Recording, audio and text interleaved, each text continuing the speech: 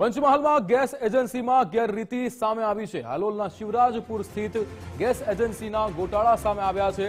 પુરવઠા અધિકારીની આકસ્મિક તપાસમાં આ ગેરરીતિ સામે આવી હતી। 238 ઉજ્જવલા યોજનાની બુકલેટ 69 ભરેલા રાંધણ ગેસની ઘટ મળી છે। અધિકારીએ 69 રાંધણ ગેસ 56,000 ઉપરાંતનો મુદ્દામાલ સીઝ કર્યો હતો।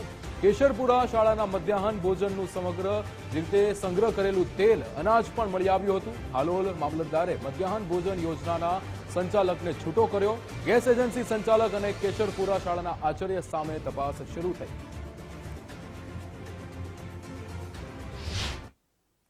હાજર જથ્થામાંથી 56,484 રૂપિયાનો જે મુદ્દામાલ કબજે લેવામાં આવેલો છે।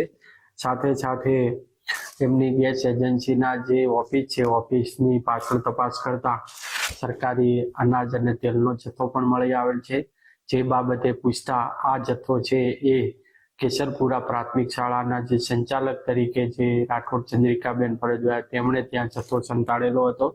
જે મુદ્દામાલ 26,771 રૂપિયાનો એ પણ જપ્ત કરવામાં આવેલો છે અને તાત્કાલિક અસરથી રાઠોડ ચંદ્રિકાબેન જે એમડીએમના સંચાલક છે તેઓને મામલતદાર હાલોલ દ્વારા છૂટા કરવામાં આવેલ છે।